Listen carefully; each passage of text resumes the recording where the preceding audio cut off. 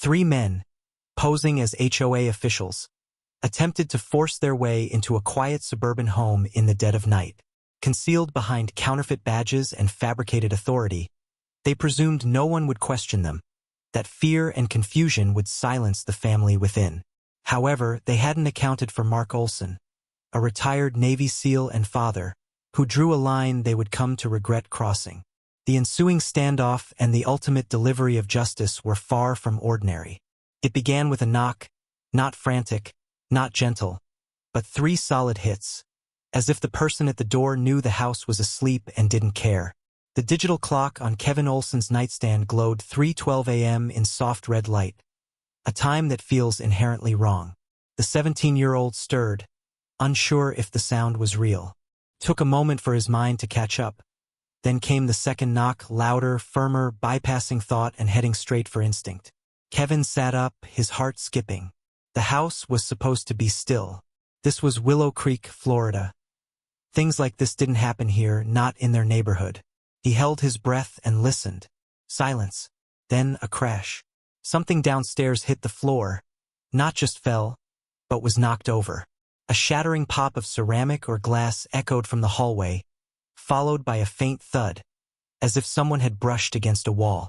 Now fully awake, he swung his feet to the floor, adrenaline surging. Half a second later, something moved at his door. Low and fast, it was his sister, 10-year-old Megan, who slid into the room like a whisper, her pajama shirt rumpled, eyes wide with a fear Kevin had never witnessed in her before. She didn't speak, just crawled to him, her hand clutching the door frame as if it were the only solid thing in the world. "There at the back door," she whispered, barely audible. "3 guys. I saw them through the upstairs window. They're wearing those HOA badges, orange. They've got clipboards and little radios." Kevin blinked, trying to make sense of it. HOA at 3 o'clock in the morning? Megan shook her head. One of them pulled out a crowbar. He was trying to hide it, but I saw. That's when the cold crept in, the kind that doesn't come from open windows or busted heaters. It crawled down Kevin's spine and made everything slow down. The HOA might have been annoying. Letters about uncut grass, parking violations, mailbox paint. But they didn't do night visits. They didn't come armed. They didn't sneak around the back door with tools meant for breaking in. Something was terribly wrong, and it was already inside the perimeter. Yet, a sign. Kevin stood up slowly and moved towards the hallway. From there, he could hear faint murmurs downstairs. Voices too quiet to understand but too calm to belong to anyone panicked or confused. This wasn't a misunderstanding. This was a setup and someone was coming in. Kevin didn't need to say a word. The second his father stepped into the hallway and caught his son's expression. Alert, scared, unsure. Something shifted behind Mark Olson's eyes. A flicker, a look that had nothing to do with fatherhood and everything to do with something older, deeper, trained. This wasn't confusion. This wasn't curiosity. This was recognition. Mark glanced at the stairs, then toward the back of the house where faint voices could now be heard murmuring outside the kitchen, calm, too calm. He didn't ask questions. He didn't need to. The man had spent 2 decades serving in places most people only read about. He'd seen enough to know when something didn't add up, and nothing about this situation, the time, the noise, the way they entered, felt right. Without speaking, Mark turned and walked into the master bedroom, his steps quiet, measured. Kevin followed a few paces behind, trying not to breathe too loudly, not to break the stillness his father had stepped into, as if the air had changed somehow. The moment Mark understood what was happening, he moved towards the walk-in closet, where a biometric gun safe resided. No panic, no drama. Mark pressed his thumb to the reader, waited for the soft click, then opened it. Inside, everything was arranged with the precision of routine familiarity and discipline. He pulled out the AR-15, standard issue for some, but for Mark it was something more, a tool he knew better than most people knew their own phones. He checked it, loaded it, chambered around, all in silence. Kevin stood frozen, watching. He'd never seen his dad like this. Not angry, not afraid, just focused. Mark finally turned and looked his son in the eyes, his voice calm, controlled. "Stay behind me," he said. "If they come through that door, we don't talk. We end it." There was no threat in his voice, no drama, just a truth that needed to be said out loud one time. It wasn't a line from a movie. It wasn't bravado. It was the kind of thing a man says when he's lived long enough to know how fast things can go from bad to worse and how quickly a single decision can mean the difference between loss and survival. Kevin nodded.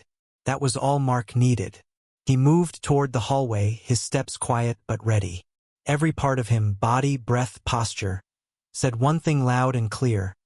This house is not defenseless, and the people trying to test that we're about to find out. The house was never supposed to sound like this. Below them, on the other side of the stairwell, came the steady creak of footsteps over mulch and tile, a deliberate scrape, then a shuffle, then a voice. "We've had complaints about your landscaping. We need to inspect the side entrance." It was the tone that made Kevin's stomach tighten. Too formal, too rehearsed, like the man had practiced it or repeated it 2 other doors before theirs. Kevin moved slowly to the guest bedroom window, staying low. He lifted the corner of the blind just enough to see 3 men, late 20s, maybe early 30s, athletic but not uniform. They weren't in police or city inspector gear, just cargo pants, mismatched vests, and orange tags clipped to their belts that looked like something from a hardware store named Badge Kit. One of them had a clipboard, another had a radio, the third one, the biggest, had gloves, and in his right hand, barely visible under a folded pamphlet, was a crowbar. Kevin felt it immediately. These guys weren't from the HOA. They weren't here to talk about grass height. They were playing a part, but the performance was thin, the edges were showing. These weren't inspectors, and they weren't leaving. Mark was already halfway down the stairs by the time Kevin turned to check his movements. They were silent, almost unnaturally fluid, like he was back on patrol, clearing rooms, ghosting through a hostile building. Kevin followed from a safe distance, heart pounding, trying not to step on anything that might creak. From below came more noise. One of the men tried the back door handle, rattling it, then tapping the glass lightly, as if that would somehow justify the next move. Then the sound shifted softer, a metallic click followed by a pressure groan from the frame. They were forcing it. Kevin held his breath. Mark didn't speak at first. He stood just out of view in the hallway shadows, weapon lowered but ready. His stance said one thing clearly. This was the line. And then, clear and cold, a last warning. The voice was low but full. It didn't need to be loud to carry power. It carried finality. Outside, one of the men froze mid-step. He looked directly toward the house, toward the spot where the voice had come from, but couldn't see the man behind it. For a moment, everything stopped. It felt like time held its breath. Then the man moved fast, aggressive. He shoved the door open and stepped across the threshold. That was the moment it stopped being a question of what if and became something very real. The man who stepped through the door had no idea what was waiting for him. He moved quickly, shoulders squared, like someone trying to look official, still clutching his clipboard as if it made him invisible. But the moment his boot hit the tile floor, everything shifted. Mark was already positioned in the shadow of the hallway, calm and locked in. In another life, this might have been a drill, but there was nothing simulated about tonight. Without hesitation, Mark raised his rifle and fired one shot, not at the intruder, but up. The muzzle flash lit the room like lightning. The ceiling cracked as the round struck true, and a cascade of plaster dust rained down like dry snow, mixing with the startled gasp of silence that followed. The sound was overwhelming in a quiet suburban home. A single shot echoed like an explosion. For a moment, everything froze, time stretched, thickened. Then Mark's voice broke through. Down. Face on the ground. It wasn't a shout. It wasn't desperate.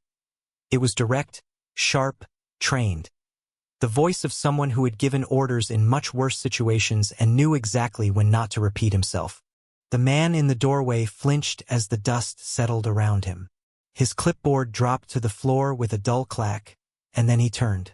No word, no resistance, just instinct. He bolted back outside in a full sprint, shoes slipping on the wet deck, disappearing into the darkness beyond the porch lights. But Mark didn't lower his weapon because the second figure was already in motion. The next intruder came in fast, ducking slightly, focused and armed. There was no time for negotiation. Kevin, still crouched halfway up the stairs, saw the glint of metal before anything else. The second man raised a handgun, not clumsily, but with intention. Mark didn't move from his position, didn't speak. He acted. 2 shots, controlled, sequential. One struck the shoulder. The man twisted hard to the side, a surprised grunt escaping his lips. The second round hit lower, knocking the balance right out from under him. He crashed down onto the kitchen tile, the weapon sliding across the floor, spinning under a chair. The man let out a strangled sound. Not rage, not a scream, but something in between. A sound made of confusion and pain and the realization that he'd chosen the wrong house. Kevin didn't move, he couldn't. From his spot on the staircase, he could see the scene in fragments. The open door, the fallen man, the light bouncing off the tile, the haze of dust still settling from the ceiling. But most of all, he saw his father. Mark didn't look triumphant. He didn't look shaken. He just looked ready, steady, like this was exactly what he'd trained for. Not the action itself, but the moment when the world crossed a line, and it became his job to hold it. Mark moved forward slowly, scanning the doorframe, the windows, the shadows beyond the porch. His voice, quiet now, reached Kevin's ears like a grounding weight. Still 2 out there. Don't move. Kevin nodded, barely breathing, but something inside him shifted. He wasn't just watching anymore, he was part of this now. Kevin had never felt more awake. From the top of the stairs, he had watched the whole thing, the warning shot, the retreat, the takedown.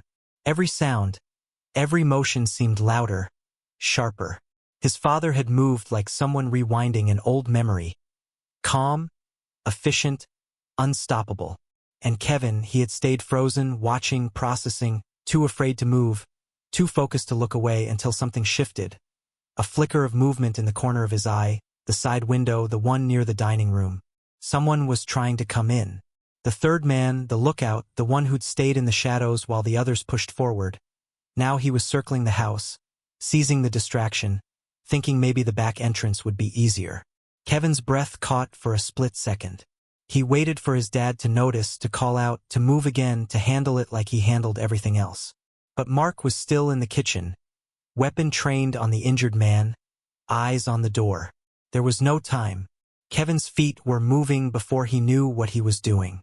He crossed the landing, bounded down the stairs in 3 sharp steps, and veered toward the fireplace in the living room. The fire poker, long, blackened, cold steel, sat resting against the bricks. He grabbed it with both hands, no plan, no thought, just motion. The window creaked as it began to slide open, just a few inches at first, enough for fingers, then a hand. Kevin didn't hesitate. He rushed forward and swung the poker, striking the glass with a force he didn't know he had in him. Cracked, then shattered, right at the moment the man was starting to climb in. The sharp noise echoed through the room, followed by a muffled yell and the sound of something or someone pulling back fast. The figure outside vanished from view, stumbling into the darkness. Kevin stood there, chest heaving, fingers still clenched around the handle. The poker trembled slightly in his grip. Behind him, Mark turned at the noise, weapon still ready, but when he saw his son standing there, framed by broken glass and courage, something flickered in his expression. Not surprise, recognition. For the first time, Kevin wasn't just the kid his dad had sworn to protect. He was someone who stood the line with him, someone who'd made a choice. Kevin didn't speak. He just nodded once and tightened his grip again, just in case the third man came back. He was in this now, and there was no going back. The silence after the last shot didn't last long. Far off at first, just a low mechanical hum in the night, then louder, closer. The sirens were coming. Blue and red lights bled into the neighborhood like rising floodwater, splashing across garage doors, front porches, and the dew-covered roofs of sleepy houses. Dogs started barking up the street. Curtains shifted in windows. Somewhere, a security light flickered on. Kevin stood near the broken window, still gripping the fire poker, breathing like he'd just run a mile underwater. But his father, Mark, remained composed. Not tense, not relaxed either, just still, watchful, present. He knew the most dangerous part of any engagement wasn't always the threat itself. It was what came after, when good intentions met misunderstanding, and the truth had to fight its way into the light. So he prepared. He laid the AR-15 on the dining room table, chamber open, safety on, stepped away, hands up, fingers spread. When the squad cars pulled up seconds later, 3 black and whites followed by a marked K9 unit, the street lit up like a film set. Doors flew open, boots hit pavement. Officers moved quickly, weapons ready, voices sharp. Hands where we can see them. Mark didn't flinch. Inside, I'm unarmed, he called out, calm but clear. 2 intruders injured. 1 fled on foot, east side of the property. Flashlights cut through the interior of the house, sweeping over furniture, floorboards, the stairwell. The lead officer approached slowly, weapon lowered but eyes alert. When he saw Mark standing in front of the door, open stance, steady voice, eyes direct, something in his posture shifted. The officer's tone leveled. You the homeowner? Yes, Mark said. Name's Mark Olson, former military. My son and daughter are upstairs. Everyone's safe. He stepped back as the officers entered, fanned out, and began securing the scene. In the kitchen, they found the second man on the floor, already stabilized by Mark's makeshift first aid. A dish towel cinched tight to slow the bleeding. Nearby, the first intruder's clipboard and fake HOA badge lay discarded on the floor. In the backyard, officers spotted movement by the bushes. The third suspect, the one Kevin had stopped, had tried to slip away but collapsed just short of the neighbor's fence. He was restrained without incident. The fourth man, the lookout who'd vanished into the woods, was gone. A K9 unit started a track but quickly lost the trail in the dense undergrowth. Inside, Kevin sat silently on the living room couch, the fire poker resting beside him. He stared at it, the weight of the night finally catching up. A young officer crouched beside him, asking quiet, careful questions. What's your name? Kevin? You okay? Kevin? Kevin nodded slowly. Yeah, I think so. Outside, neighbors began to appear, first 1 or 2 in robes and slippers, then more, phones in hand, whispers passing between them like ripples in a pond. Was it a break-in? Is everyone all right? Did someone really fire a gun? Didn't they say something about the HOA? In the swirl of flashlights and questions, Mark stepped outside. A medic briefly checked his vitals, but he waved it off politely. I'm fine, he said. Just want to make sure my kids are okay. And they were. A few minutes later, a senior officer asked Mark to walk through what happened. He told it plainly, from the knock to the window, from the crowbar to the warning shot, from the armed entry to the response. No embellishments, just the truth. The officer nodded thoughtfully as he took notes. From everything I'm hearing, he said, you handled this by the book. Mark gave a tired half-smile. That's the idea. Hours later, after the scene was cleared and statements taken, a local reporter caught wind of the incident. The early headlines would speculate possible mistaken identity in a late-night inspection gone wrong. But Mark knew better. These men weren't here by accident. They didn't knock with questions. They came with a plan, and they chose the wrong house. Standing in the pale morning light, arms crossed as officers packed up their gear, Mark glanced back at the porch. The door was splintered, the window cracked, but the house, and everything that mattered inside it, was still standing. And sometimes that was all the victory you needed. The headlines came quickly. Within 48 hours, the story had gone from the local police blotter to state news, then national. It was the kind of story that lit up social media. Suburban home, midnight intruders, a retired Navy SEAL defending his family from armed imposters. But what began as speculation quickly turned into fact. The badges the men had worn, labeled with HOA logos and fake department numbers, were homemade, cheap laminates clipped to reflective vests bought at a hardware store. The clipboards, too, were props, scripts,